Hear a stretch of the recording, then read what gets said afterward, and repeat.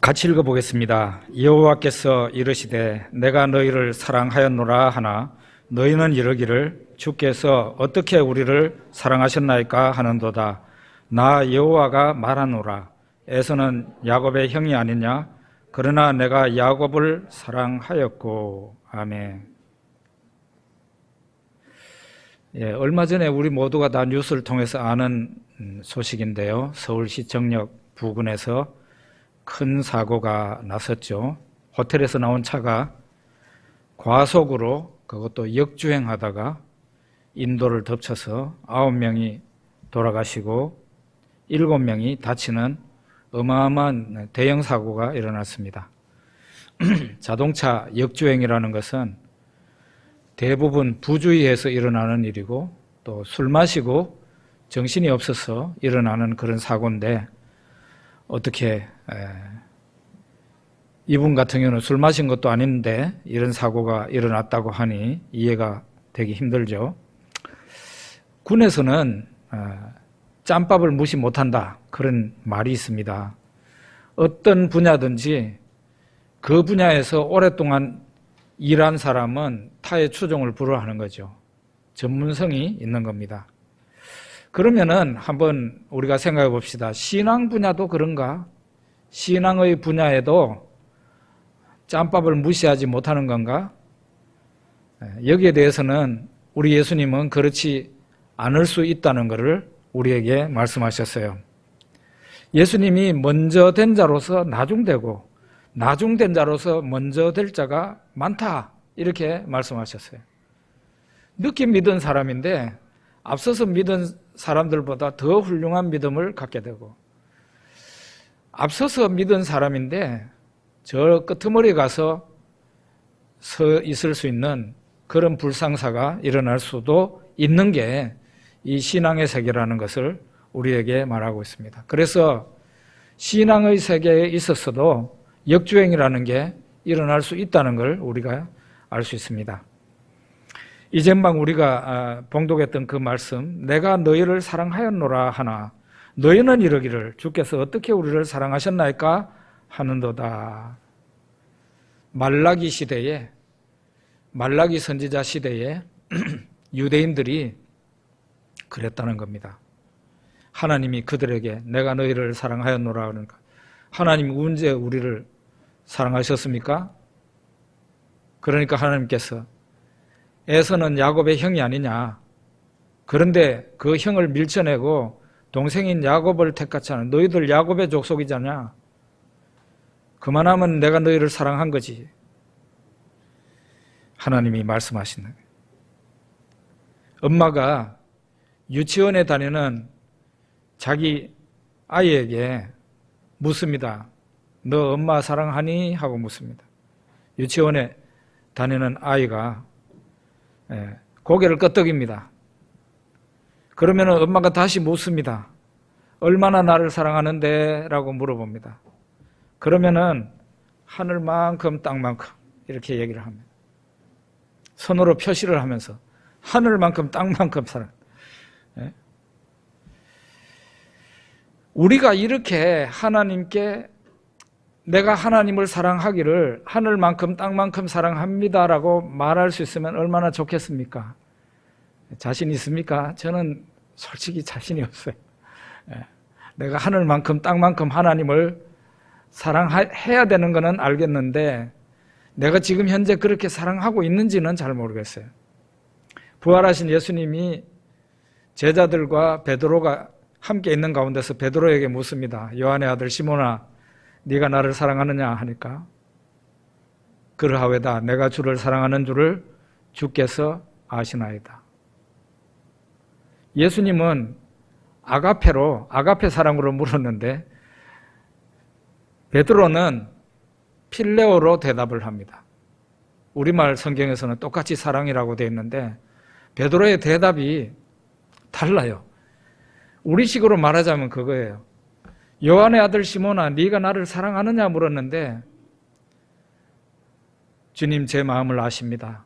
제가 주님을 좋아하는 줄을 주께서 아시나이다. 이런 식으로 대답을 한 거예요.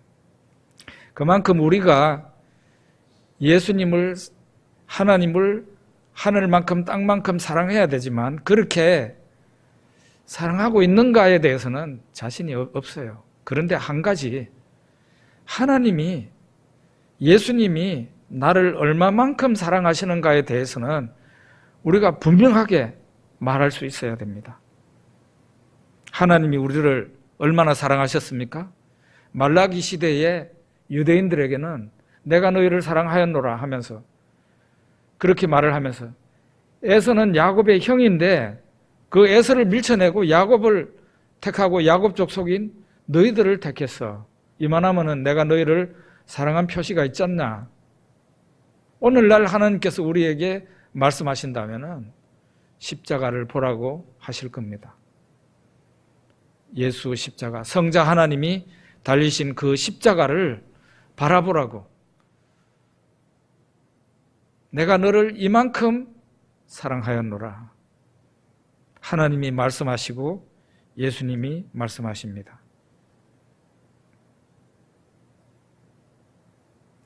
말라기 시대에 그 유대인들이 소위 하나님을 믿는 신자들인데 하나님의 사랑을 인정하지 않았어요. 그러니까 제일 먼저 하나님의 사랑을 깨닫지 못하니까 예배가 망가져 버렸어요. 그들이 드리는 예배가 망가졌어요. 6절 7절을 우리 한번 같이 읽어봅시다. 6절 7절입니다. 내 이름을 멸시하는 제사장들아, 나 만군의 여호와가 너희에게 이르기를 아들은 그 아버지를, 종은 그 주인을 공경하나니 내가 아버지일진데 나를 공경함이 어디 있느냐? 내가 주인일진데 나를 두려워함이 어디 있느냐 하나, 너희는 이르기를 우리가 어떻게 주의 이름을 멸시하였나이까 하는도다. 너희가 더러운 떡을 나의 제단에 드리고도 말하기를 우리가 어떻게 주를 더럽게 하였나이까 하는도다. 이는 너희가 여호와의 식탁은 경멸히 여길 것이라 말하기 때문이라. 하나님의 사랑을 깨닫지 못하니 예배가 망가져 버린 거예요. 이들이 신자들이에요. 유대인 신자들. 하나님의 사랑을 깨닫지 못하는 신자들이에요. 그랬더니 제일 먼저 망가지는 게 예배예요. 하나님께서 그랬어요. 너희들은 더러운 떡을 내한테 드린다. 내 이름을 멸시한다. 그러면서도 내가 언제 하나님의 이름을 멸시했습니까? 이런 식으로 반문한다는 거예요. 그리고 제사장들이 예배를 귀찮아했어요. 왜 이 사람들이 하나님께 드리는 예배를, 깨끗하고 순전한 예배를 드리지 못하고 더러운 예배를 드렸을까요? 왜 그들의 예배 행위가 귀찮은 예배가 되었을까요? 하나님의 이름을 멸시하는 예배가 됐을까요? 하나님의 사랑을 깨닫지 못하는 데에서 그 이유가 있다는 거죠. 예배 다음으로 망가지는 게 뭔가 하면은 가정이 망가지는 거예요. 하나님 사랑을 깨닫지 못하는데 가정이 망가진다고? 그렇습니다. 유대인들의 가정이 두 가지로 망가졌어요. 하나는 불신 결혼을 하고 또 하나는 조강지처를 벌이는 것으로 나타났습니다. 말라기 2장 11절 한번 읽어봅시다. 유다는 거짓을 행하였고 이스라엘과 예루살렘 중에서는 가증한 일을 행하였으며 유다는 여호와께서 사랑하시는 그 성결을 욕되게 하여 이방신의 딸과 결혼하였으니, 여기에 끄트머리에 이방신의 딸과 결혼하였으니, 분명히 믿는 사람인데, 교회를 다니는 사람인데 결혼을 신앙과 관계없이 불신자하고 결혼을 해버렸다는 거예요. 오늘날도 우리 다 인정하는 바지만은 신앙을 떠나서 결혼하는 사람들이 오늘날 교회 안에서 많이 일어나고 있습니다.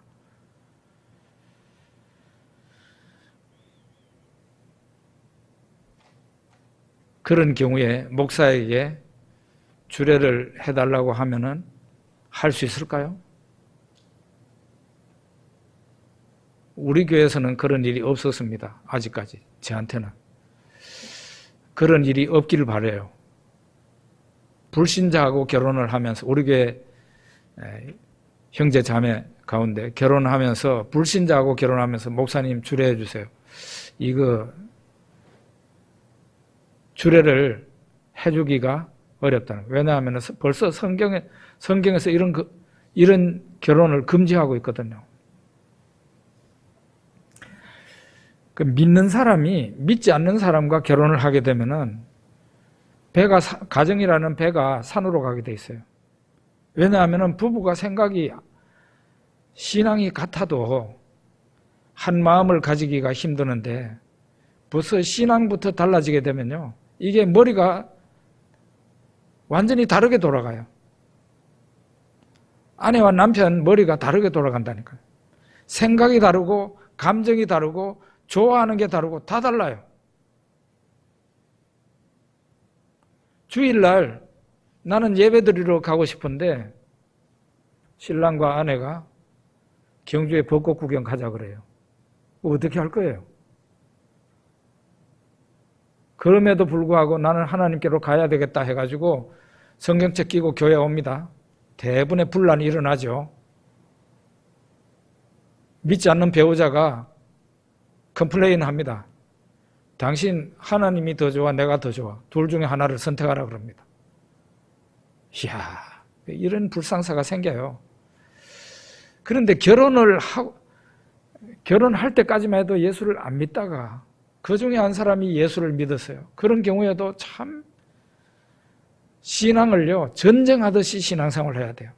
참 이게 쉬운, 그런 경우에 어쩔 수 없잖아요. 나도 배우자도 안 믿는 가운데서, 믿지 않는 가운데서 결혼을 했는데 도중에 내가 전도를 받고 예수를 믿었다는 거예요. 그런 경우에도 신앙생활이 상당히 힘듭니다. 우리가 남한테 폐를 끼치기 싫어하는 게 사람의 마음이고 또 싫은 소리 안 들으려고 하는 게 우리 사람의 마음인데 전쟁하듯이 예수를 믿어야 돼요. 정말 어렵습니다. 그래서 젊은 청년의 시기에 결혼하기 전에 예수님을 잘 믿으십시오. 제가 보니까요, 그러지 않고 주일학교 때부터 잘 믿다가 결혼할 때쯤 돼가지고 교회도 안 다니고 사람이 이상하게 그래가지고 신앙이 없는 상태니까 불신자하고 사귀게 되고 결혼을 한단 말이에요. 아이고, 제발 이런 일이 생기지 않기를. 한번 물이 엎질러지고 나면 그 물을 주워 담기 힘들어요. 실수를 해도 너무 큰 실수를 하는 거예요. 그냥 작은 실수를 하면은 인생에 큰 영향을 주지 않아요. 그런데 이 결혼이라는 것은 실수를 한번 하고 나면은 인생에 막대한 타격을 줘요. 제발 그런 실수를 하지 말라는 거예요. 유대인들이 그런데 어떻게 됐어요? 이방신의 딸과 결혼을 했던 그 가정이 제대로 잘 굴러가겠습니까? 어렵죠. 두 번째는 하나님의 사랑을 의심을 하고 깨닫지를 못하니까 조강지처를 벌인다. 조강지처라는 것은 어려서 아무것도 모를 때 가난한 가운데서 뭐 재산을 들고 결혼을 한 것도 아니고 숟가락 2개만 들고 결혼한 그런 아내가 조강지처예요. 결혼이 솔직히 뭔지도 모르고 그냥 서로 끌리고 사랑하니까 결혼을 한 거예요. 어릴 때, 나이 어릴 때 결혼을 한 거예요. 그런데 남자는 사회생활을 합니다. 그러면서 바깥에 나가가지고 이제 세상에서 소위 이제 고위직으로 올라가고 세상에서 잘 나가고 이렇게 하는 거죠. 세상에 널린 게 아름답고 예쁜 여자들이 널려 있는 거예요. 그러고는 집에 들어오니까 자기 아내는 바깥에서 본 여자보다 못하게 보이거든. 벌써 하나님의 사랑을 깨닫지 못하니 거기에서 금이 가는 거죠. 그래가지고 조강지처를 버리는 거죠. 그러니까 버림받은 여자들이 어떻게 됩니까? 여기 13절 14절 한번 같이 읽어봅시다. 너희가 이런 일도 행하나니 곧 눈물과 울음과 탄식으로 여호와의 제단을 가리게 하는도다. 그러므로 여호와께서 다시는 너희의 봉헌물을 돌아보지도 아니하시며 그것 아니하시거늘 너희는 이르기를 어찌 됨이니까 하는도다. 이는 너와 네가 어려서 맞이한 아내 사이에 여호와께서 증인이 되시기 때문이라. 그는 내 짝이요 너와 서약한 아내로되 네가 그에게 거짓을 행하였도다. 하나님의 사랑을 깨닫지 못하니까 그게 여파가 심각하게 부부 사이에 여파가 맺혀서 남자가 지 조금 잘 나간다고 조강지처를 버리는 일이 생긴 거죠.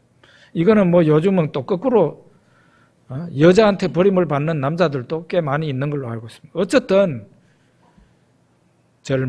나이 어릴 때에 가진 것 없이 결혼이라는 게 얼마나 큰 중대사인지도 잘 모르는 채 어려서 결혼한 그 배우자를 버리는 일이 하나님의 사랑을 깨닫지 못하니까 그런 일이 벌어지더라 하는 거죠.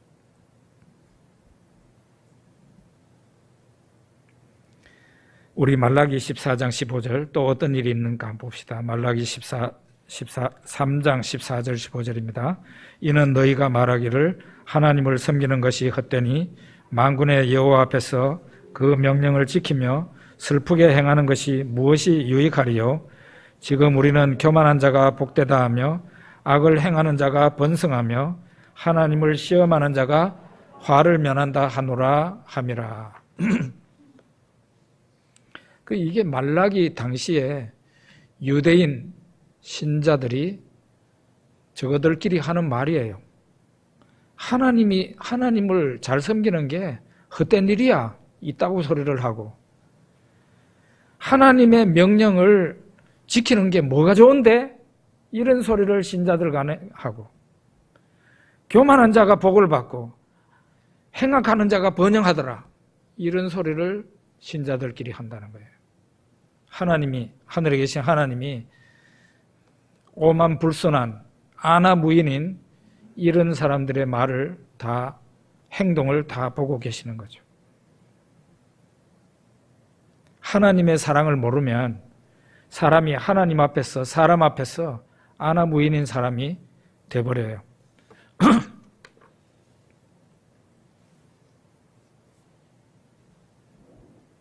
옛날에 우리 교회 어떤 집사님이 저한테 그런 얘기를 해요. 참 재미나는 말이던데 목사님 사람이 예수님을 잘 믿으면은 눈썹이 내려가요 이러더라고요. 눈썹이 내려가? 보니까 목사님도 눈썹이 내려갔네요. 제가 눈썹이 내려간 거는 나이를 먹어가면서 이쪽이 빠진 건데 어쨌든 기분이 좋았어요. 눈썹이 올라가면 무서운 건데 착하게 눈썹이 내려가면서 사람이 예수님을 잘 믿으면 사람이 착한 얼굴로 바뀐다 이거죠. 과학적인 근거가 있는 얘기인지 없는 얘기인지는 잘 모르겠지만 기분은 좋았어요. 어쨌든 예수 그리스도를 진실한 마음으로 믿고 하나님의 사랑을 깨닫고 하루하루 살아가는 사람은요, 그 얼굴이 달라지게 돼 있어요. 얼굴이 기쁜 얼굴이 되고 감사한 얼굴이 되고 얼굴이 쫙 펴지게 되죠. 그런 말 하잖아요. 40이 되기 전까지는 부모님이 주신 얼굴로 살고 40이 되고 난 후에는 지가 지 얼굴을 만드는 거라고. 사람 얼굴이 어떻게 해서 달라지겠어요? 사람 얼굴은 그 사람 마음이 얼굴로 반영이 되는 거예요. 사람이 얼굴에 마음속에 기쁜 마음, 감사한 마음, 즐거운 마음을 가지고 하나님께 나는 하나님의 사랑을 많이 받았어요. 이런 마음을 가지고 있는 사람은 얼굴에 그게 드러나게 되죠. 그러니까 보는 사람이 기분이 좋죠. 우리가 그 무엇보다도 하나님의 사랑을 알고 살아가는 것이 이렇게 중요하다는 것을 배우게 됩니다. 말라기 4장 5절 6절도 한번 봅시다.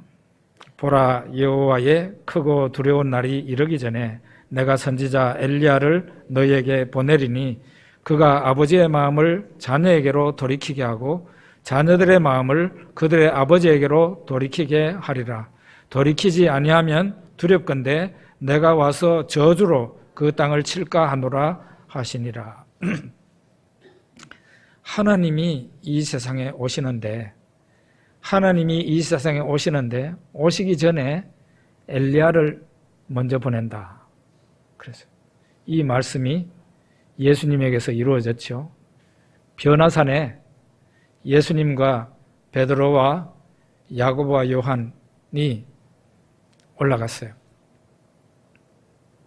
변형되신 예수님을 보고 베드로가 주여 여기 있는 것이 좋사오니 초막 셋을 짓되 주님을 위하여 모세를 위하여 엘리야를 위하여 초막을 지켰습니다.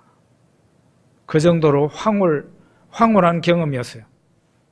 그 일이 끝나고 변화산에서 내려오는데 제자가 묻습니다.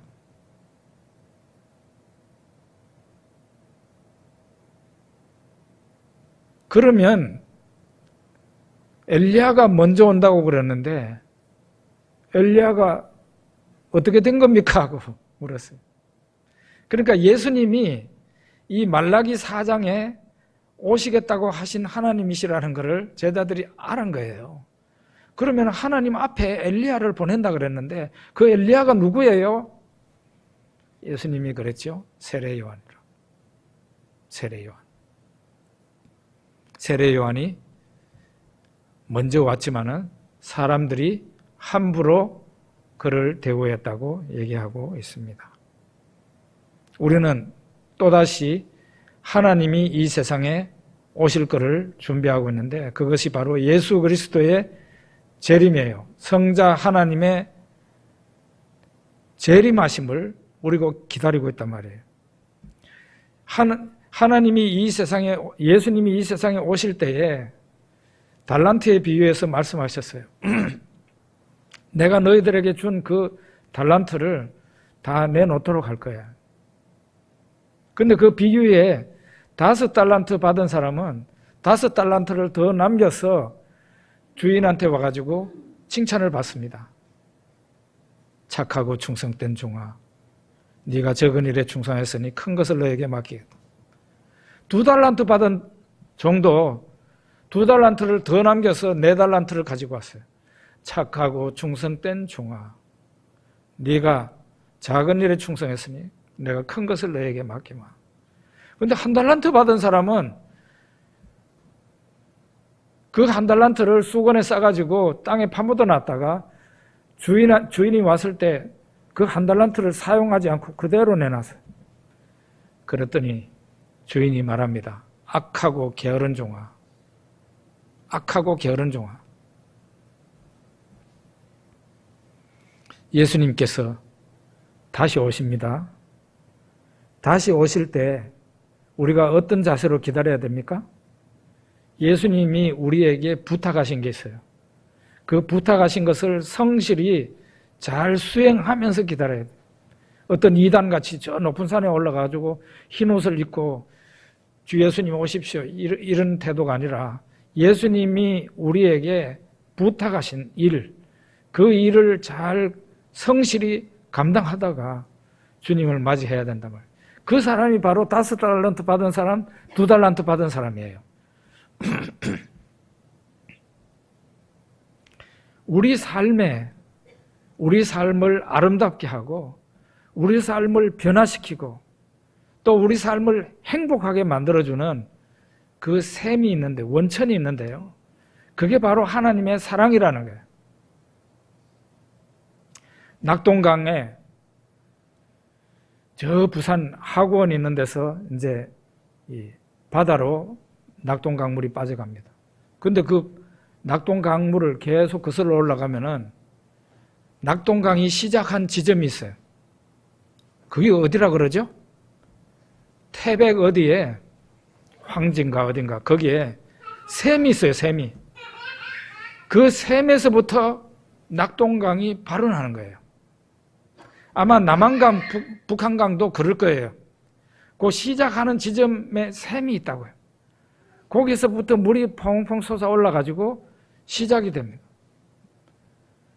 우리의 삶의 근원이 바로 하나님의 사랑인데 그 사랑을 깨닫는 사람이 있고 깨닫지 못하고 살아가는 사람이 있어요. 하나님의 사랑을 깨닫고 살아가면 당연히 예배가 아름다운 예배가 되죠. 감격이 있는 예배, 감사함이 넘치는 예배가 되죠. 저는 그걸 우리가 뭘 억지로 하는데요. 억지로 하는 게 그게 한계가 있어요. 억지로 한다고 해서 모든 일이 다 잘 되는 것은 아니에요. 내 마음이 기뻐야 되고 내 마음이 하나님의 사랑을 받아들여서 은혜로 충만하게 될 때 그 예배가 감격이 있고 그리고 내 가정이 하나님의 사랑을 인정하게 되면 내 가정이 가정천국을 이루게 되죠. 그리고 내 사회생활도 아름답게 변하게 되죠. 하나님의 사랑이 바로 우리의 삶의 원천입니다. 기도하겠습니다.